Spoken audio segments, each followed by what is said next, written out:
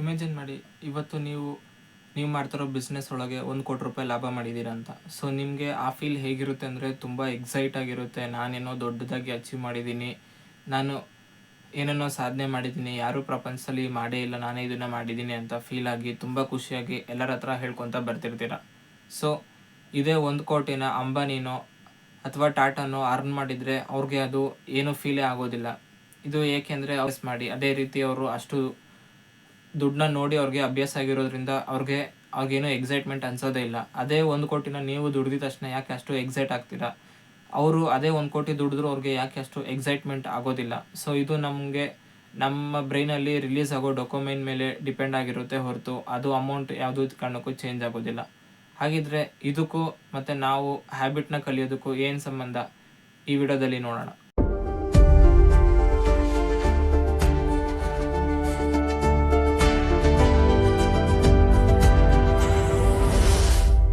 ಈ video start ಮಾಡೋದಕ್ಕಿಂತ ಮುಂಚೆ ಒಂದು ಸಿಂಪಲ್ ಟಾಸ್ಕ್ ಇದೆ. ಅದೇನೆಂದರೆ, ನೀವೀಗ ನಿಮ್ಮ ಕಣ್ಣು ಮುಚ್ಕೊಂಡು ನಿಮ್ಮ ಮೊಬೈಲ್ ಒಳಗೆ ಎಷ್ಟು ಆ್ಯಪ್ ಇದೆ, ಮತ್ತು ನೀವು ಯೂಟ್ಯೂಬಲ್ಲಿ ರೀಸೆಂಟಾಗಿ ಯಾವ ಥರ ವೀಡಿಯೋಸ್ನ ನೋಡಿದ್ರಿ, ಮತ್ತು ನೀವು ಯಾರಿಗೆ ರೀಸೆಂಟು ಚಾಟ್ ಮಾಡಿದ್ದೀರಾ, ಅವ್ರ ನೇಮನ್ನು ನೀವು ಏನಂತ ಸೇವ್ ಮಾಡಿದ್ದೀರಾ.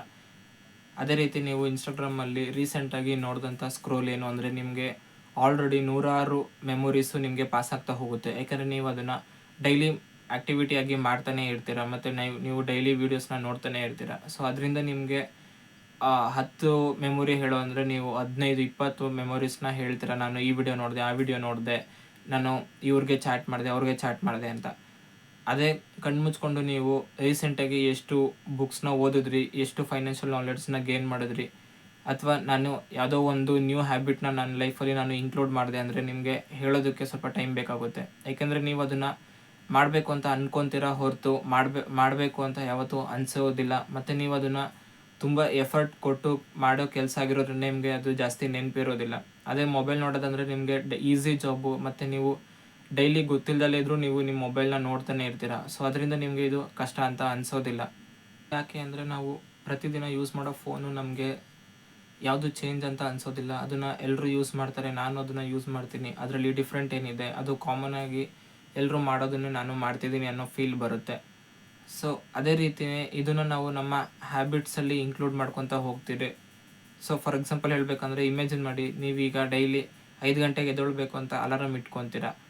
ಸೊ ಒಬ್ಬ ಏನು ಮಾಡ್ತಾನೆ ಅಂದರೆ 5 ಗಂಟೆಗೆ ಅಲಾರಾಮ್ ಇಟ್ಕೊಂಡು ಎದ್ದೇಳ್ತಾನೆ. ಸೊ ಅವ್ನ ಕೈಲಿ ಮೊಬೈಲ್ ಸಿಕ್ಕಿದ ತಕ್ಷಣ ಅವನು ಇಮಿಡಿಯೇಟಾಗಿ ಸೋಷಿಯಲ್ ಮೀಡಿಯಾ ಓಪನ್ ಮಾಡಿ ಏನೇನು ನೋಟಿಫಿಕೇಷನ್ ಬಂದಿದೆ ಅದೆಲ್ಲದಕ್ಕೂ ರಿಪ್ಲೈ ಮಾಡ್ಕೊತ ಕೂತ್ಕೊತಾನೆ. ಮತ್ತು 10 ನಿಮಿಷ ಸ್ಕ್ರೋಲ್ ಮಾಡೋಣ, ಆಮೇಲೆ ನಾನು ಎಕ್ಸಸೈಸ್ ಸ್ಟಾರ್ಟ್ ಮಾಡ್ತೀನಿ ಅಂತ ಅಂದ್ಕೊತಾನೆ. ಆ 10 ನಿಮಿಷ ಹೋಗಿ 1/4 ಗಂಟೆ ಆಗುತ್ತೆ, 1/4 ಗಂಟೆ ಹೋಗಿ ಅರ್ಧ ಗಂಟೆ ಆಗುತ್ತೆ. ಸೊ ಹಾಗೆ ಮಾಡೋ ಅಷ್ಟರಲ್ಲಿ ಬೆಳಗ್ಗೆ ಆಗೋಗುತ್ತೆ. ಅವನು ಹಂಗೆ ಎದ್ದು ಕೆಲ್ಸಕ್ಕೆ ಹೋಗ್ತಾನೆ, ಇಲ್ಲ ಹಂಗೆ ಬೆಳಗ್ಗೆ ಎದ್ದು ಕಾಲೇಜ್ಗೆ ಹೋಗ್ತಾನೆ. ಸೊ ಅದೇ ಇನ್ನೊಬ್ಬ ವ್ಯಕ್ತಿ ಅವನ್ನ ಅಲಾರಾಮ್ ಇಟ್ಕೊಳ್ಳೋದಕ್ಕೆ ಮೊಬೈಲ್ನ ಯೂಸ್ ಮಾಡಿದ್ರೆ ಅವನಿಗೂ ಗೊತ್ತಿರುತ್ತೆ ನಾನು ಮೊಬೈಲ್ನ ಯೂಸ್ ಮಾಡಿದ್ರೆ ಡಿಸ್ಟ್ರಾಕ್ಟ್ ಆಗ್ತೀನಿ ಅಂತ. ಸೊ ಅದಕ್ಕೆ ಏನು ಮಾಡ್ತಾನೆ, ಅವನು ಆ ಮೊಬೈಲ್ನ ಬದಲು ಒಂದು ಅಲಾರಾಮ್ ಡಿವೈಸ್ನ ತೊಗೊತಾನೆ. ಅದರಲ್ಲಿ ಅಲಾರಾಮ್ನ ಬಿಟ್ಟು ಬೇರೆ ಏನೂ ಸೆಟ್ ಮಾಡೋದಕ್ಕೆ ಆಗಲ್ಲ. ಸೊ ಅವಾಗ ಏನು ಮಾಡ್ತಾನೆ, ಅವನು ಅಲಾರಾಮ್ನ ಸೆಟ್ ಮಾಡಿದ ತಕ್ಷಣ ಅವನು ಜಸ್ಟ್ ಅಲಾರಾಮ್ಗೋಸ್ಕರ ಅದನ್ನು ಯೂಸ್ ಮಾಡ್ತಾನೆ. ಅದಾದಮೇಲೆ ಅವನ ಪಕ್ಕದಲ್ಲಿ ಜಿಮ್ಮಿಗೆ ಬೇಕಾದಂಥ ಎಕ್ವಿಪ್ಮೆಂಟ್ಸ್ನ ಕಾಣಿಸುತ್ತೆ. ಸೊ ಅದು ನೋಡಿದ ತಕ್ಷಣ ಅವನಿಗೆ ಜಿಮ್ ಮಾಡಬೇಕು ಅಂತ ಫೀಲ್ ಆಗಿ ಅವನು ಆ ಜಿಮ್ನ ಮಾಡ್ತಾನೆ. ಅದಾದಮೇಲೆ ಅವನು ಆಫೀಸ್ಗೆ ಎದ್ದು ಹೋಗ್ತಾನೆ. ಇಲ್ಲಿ ಅವರಿಬ್ಬರ ಮಧ್ಯೆ ಇರೋ ಡಿಫ್ರೆನ್ಸ್ ಏನಂದರೆ, ಇವನು ಸೆಲ್ಫ್ ಕಂಟ್ರೋಲು, ಇವನು ಮೋರ್ ಡಿಸಿಪ್ಲಿನ್ ಅಂತ ಅಲ್ಲ.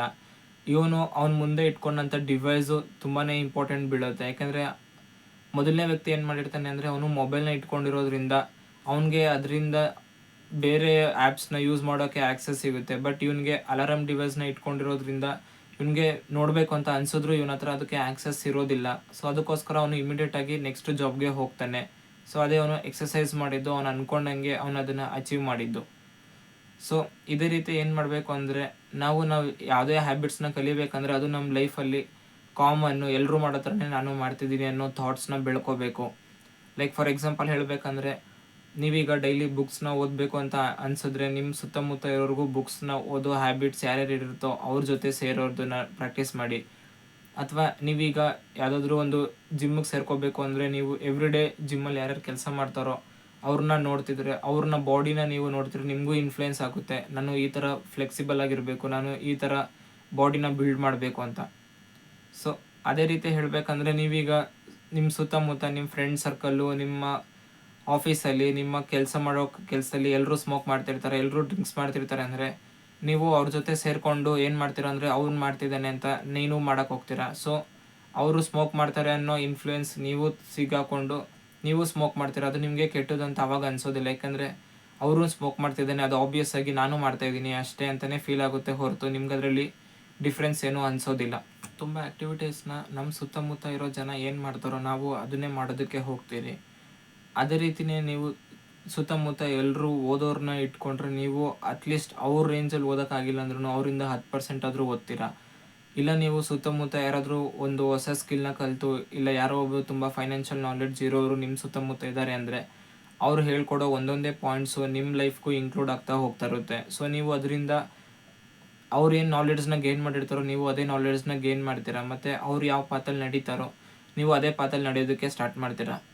ಅದೇ ರೀತಿ ಈಗ ನಿಮ್ಮ ಫ್ರೆಂಡ್ಸ್ ಯಾರಾದರೂ ಒಬ್ಬರು ಸ್ಮೋಕ್ ಮಾಡೋದಕ್ಕೆ ಸ್ಟಾರ್ಟ್ ಮಾಡಿದ್ರೆ ಅಥವಾ ಯಾರೋ ಒಬ್ಬರು ಡ್ರಿಂಕ್ಸ್ ಮಾಡೋದಕ್ಕೆ ಸ್ಟಾರ್ಟ್ ಮಾಡಿದ್ರೆ ನೀವು ಅವ್ರ ಜೊತೆನೇ ಇರೋದ್ರಿಂದ ನೀವು ಅವರಿಂದ ಇನ್ಫ್ಲೂಯೆನ್ಸ್ ಆಗ್ತೀರಾ ಹೊರತು ನೀವು ಅದನ್ನು ಬಿಟ್ಟು ನಾನೇನೋ ಬೇರೆ ಮಾಡಬೇಕು ಅಂತ ಅನಿಸೋದಿಲ್ಲ. ಯಾಕಂದರೆ ಅವ್ನು ಮಾಡ್ತಿದ್ದಾನೆ, ಅದು ಕಾಮನ್ನು. ಈಗ ಎಲ್ಲರೂ ಡ್ರಿಂಕ್ಸ್ ಮಾಡ್ತಾರೆ ಅಂತ ನೀವು ಮಾಡೋದು, ಎಲ್ಲರೂ ಸ್ಮೋಕ್ ಮಾಡ್ತಾರೆ ಅಂತ ನೀವು ಮಾಡೋದು, ಆವಾಗ ನಿಮ್ಗೆ ಅದು ಡಿಫ್ರೆನ್ಸ್ ಏನೋ ಗೊತ್ತಾಗೋಲ್ದ ಆಬ್ವಿಯಸ್ ಆಗಿ ಎಲ್ಲರೂ ಮಾಡ್ತಿದ್ದಾರೆ ಅಂತಲೇ ಅನಿಸುತ್ತೆ.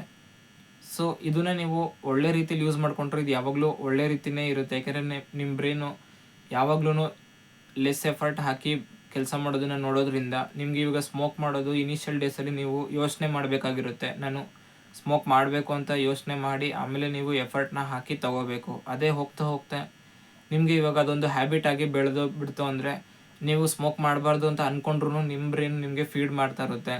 ಇದು ಹ್ಯಾಬಿಟ್ ಆಗಿರೋದ್ರಿಂದ ನಿಮಗೆ ಸ್ಮೋಕು ಹಿಂಗೂ ಮರಿಬೇಕು, ನಾನು ಬಿಡಬೇಕು ಅಂತ ಅನಿಸಿದ್ರು ತುಂಬ ಜನಕ್ಕೆ ಬಿಡೋದಕ್ಕಾಗೋದಿಲ್ಲ.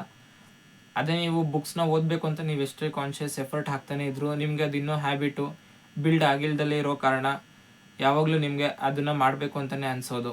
ನೀವು ಮಾಡಬೇಕು ಅಂದ್ಕೊಂಡಿರೋ ಆ್ಯಕ್ಟಿವಿಟೀಸ್ ಅಥವಾ ಹ್ಯಾಬಿಟ್ಸ್ನ ಆಬ್ವಿಯಸ್ ಮಾಡ್ಕೊಳ್ಳೋದಕ್ಕಿರೋದು ಎರಡೇ ದಾರಿ. ಒಂದು, ನೀವು ಅದೇ ಯಾವ ಹ್ಯಾಬಿಟ್ನ ನೀವು ಒಳ್ಳೆ ರೀತಿಯಲ್ಲಿ ಡೆವಲಪ್ ಮಾಡಬೇಕು ಅಂದ್ಕೊಂಡಿದ್ದೀರೋ ಅದನ್ನು ನೀವು ಕನ್ಸಿಸ್ಟೆಂಟಾಗಿ ಯಾವುದೇ ರೀತಿ ತೊಂದರೆ ಇಲ್ದಲೆ ಮಾಡ್ಕೊತ ಹೋಗೋದು. ಅಥವಾ ನಿಮ್ಮ ಯಾವ ಹ್ಯಾಬಿಟ್ಗೆ ರಿಲೇಟೆಡ್ ಆಗಿರೋ ಐಟಮ್ಗಳನ್ನ ತೊಗೊಂಡು ನಿಮಗೆ ಡೈಲಿ ಕಾಣಿಸೋ ಥರ ಇಟ್ಕೊಳ್ಳೋದು. ನಾನು ಆಗಲೇ ಹೇಳ್ದಂಗೆ ನೀವೀಗ ಜಿಮ್ಮಿಗೆ ಹೋಗಬೇಕು ಅಂದರೆ ಜಿಮ್ಮಿಗೆ ರಿಲೇಟೆಡ್ ಆಗಿರೋ ಐಟಮ್ಗಳು ನಿಮ್ಮ ಕಣ್ಣಿಗೆ ಕಾಣಿಸೋ ಥರ, ಅಂದರೆ ಅದು ಚಿಕ್ಕ ಐಟಮ್ ಆಗಿರಲಿ ಅಥವಾ ದೊಡ್ಡ ಐಟಮ್ ಆಗಿರಲಿ ನಿಮಗೆ ಅದು ಎವ್ರಿ ಡೇ ಕಾಣಿಸ್ತಾನೆ ಇರಬೇಕು. ಆವಾಗ ನಿಮಗೆ ಕಾಣಿಸಿದ್ರೆ ನೀವು ಆ ಆ್ಯಕ್ಟಿವಿಟಿನ ಮಾಡಬೇಕು ಅಂತ ನಿಮ್ಮ ಮೆಮೊರಿಗೆ ಅದು ಫೀಡ್ ಆಗ್ತಾ ಹೋಗುತ್ತೆ. ಅದೇ ರೀತಿ ನೀವು ಯಾವ್ದಾದ್ರು ಒಂದು ಬುಕ್ನ ಓದಬೇಕು ಅಂತ ಇದ್ದರೆ ಆ ಬುಕ್ನ ನೀವು ಕಾಣಿಸೋ ಥರ ಇಟ್ಕೊಂಡ್ರೆ ನಿಮಗೆ ಆ ಬುಕ್ನ ಅಟ್ಲೀಸ್ಟ್ ಒಂದು ಪೇಜ್ ಆದರೂ ಓದಬೇಕು ಅನ್ನೋ ಫೀಲು ನಿಮ್ಮ ಬ್ರೈನ್ಗೆ ಬರುತ್ತೆ. ಸೊ ಆವಾಗ ನಿಮಗೆ ಎಕ್ಸ್ಟ್ರಾ ಎಫರ್ಟ್ ಹಾಕೋ ಅವಶ್ಯಕತೆ ಇರೋದಿಲ್ಲ, ಅದು ನಿಮಗೆ ಆಬ್ವಿಯಸ್ ಆಗಿ ಮಾಡಬೇಕು ಅನ್ನೋ ಫೀಲ್ ಬರುತ್ತೆ. ಅದೇ ರೀತಿ ನೀವೀಗ ಯಾವುದೋ ಒಂದು ಬ್ಯಾಡ್ ಹ್ಯಾಬಿಟ್ನ ಬಿಡಬೇಕು ಅಂತ ಇದ್ದರೆ ಆ ಬ್ಯಾಡ್ ಹ್ಯಾಬಿಟ್ನ ಟ್ರಿಗರ್ ಮಾಡ್ತಿರೋ ಅಂತ ಎನ್ವಿರಾನ್ಮೆಂಟಿಂದ ಆಚೆ ಬರೋದಕ್ಕೆ ಟ್ರೈ ಮಾಡಿ. ಫಾರ್ ಎಕ್ಸಾಂಪಲ್, ನಿಮ್ಮ ಫ್ರೆಂಡ್ಸ್ ಸರ್ಕಲಲ್ಲಿ ಎಲ್ಲರೂ ಸ್ಮೋಕ್ ಮಾಡ್ತಾನೆ ಇದ್ದರೆ ನಿಮಗದು ಸ್ಮೋಕ್ ಮಾಡಬೇಕು ಅನ್ನೋ ಫೀಲ್ ಬರುತ್ತೆ. ಅದಕ್ಕೆ ನೀವು ಫಸ್ಟು ಆ ಫ್ರೆಂಡ್ ಸರ್ಕಲಿಂದ ಆಚೆ ಬನ್ನಿ. ಅಥವಾ ಅವರು ಆ ಸ್ಮೋಕ್ ಮಾಡೋ ಟೈಮಲ್ಲಿ ನೀವು ಅವರಿಂದ ದೂರ ಇದ್ದರೆ ನಿಮಗೆ ಆ ಸ್ಮೋಕ್ ಮಾಡಬೇಕು ಅನ್ನೋ ಟ್ರಿಗರ್ ಪಾಯಿಂಟ್ ನಿಮಗೆ ಸ್ಟಾರ್ಟ್ ಆಗೋದಿಲ್ಲ. ಸೊ ನಿಮಗೆ ಆ ಟ್ರಿಗರ್ ಪಾಯಿಂಟ್ ಬಂದಿಲ್ಲ ಅಂದರೆ ನಿಮಗೆ ಆ ಸ್ಮೋಕಿಂಗ್ ಅನ್ನೋ ಬ್ಯಾಡ್ ಹ್ಯಾಬಿಟ್ನ ಬಿಡೋದಕ್ಕೆ ತುಂಬಾ ಯೂಸ್ ಆಗ್ತಾ ಹೋಗುತ್ತೆ. ಅದೇ ರೀತಿ ನೀವು ಮಾಡೋ ಹ್ಯಾಬಿಟ್ಸ್ ಜನಗಳ ಜೊತೆ ಜಾಸ್ತಿ ಇನ್ವಾಲ್ವ್ ಆಗೋದಕ್ಕೆ ಟ್ರೈ ಮಾಡಿ. ನಾನು ಆಗಲೇ ಹೇಳ್ದಂಗೆ ನೀವೀಗ ಡೈಲಿ ಜಿಮ್ಗೆ ಹೋಗ್ತಿದ್ದೀರ ಅಂದರೆ ನಿಮ್ಮ ಸುತ್ತಮುತ್ತನೂ ಜಿಮ್ಗಿರೋ ಫ್ರೆಂಡ್ಸ್ನು ಅಥವಾ ನೀವು ಜಾಸ್ತಿ ಟೈಮು ಜಿಮ್ಮಲ್ಲಿ ಸ್ಪೆಂಡ್ ಮಾಡೋದಕ್ಕೆ ಟ್ರೈ ಮಾಡಿ. ಅಥವಾ ನೀವು ಯಾವುದೋ ಒಂದು ಟೆಕ್ನಿಕಲ್ ಸ್ಕಿಲ್ನ ಕಲಿತಿದ್ದೀರ ಅಂದರೆ ನಿಮ್ಮ ಸುತ್ತಮುತ್ತನೂ ಅದೇ ಟೆಕ್ನಿಕಲ್ ಸ್ಕಿಲ್ಸ್ನ ಕಲಿಯೋದಕ್ಕೆ ಇಲ್ಲ ಆಲ್ರೆಡಿ ಕಲ್ತಿರೋರ ಜನಗಳ ಜೊತೆ ಜಾಸ್ತಿ ಟೈಮ್ನ ಸ್ಪೆಂಡ್ ಮಾಡಿ. ಅವಾಗ ನಿಮ್ಗೆ ಏನನ್ಸುತ್ತೆ ಅಂದರೆ ನೀವು ಏನೇ ಕಲ್ತ್ರೂ ನಿಮ್ಮ ಸುತ್ತಮುತ್ತ ಬರೋರು ಎಲ್ಲ ವಿಷಯನೂ ನಿಮಗೂ ಬರ್ತಿದೆ ಅನ್ನೋ ಫೀಲ್ ಬರುತ್ತೆ ಹೊರತು ನೀವೇನೂ ಡಿಫ್ರೆಂಟ್ ಅಂತ ನಿಮಗೆ ಅನಿಸೋದಿಲ್ಲ.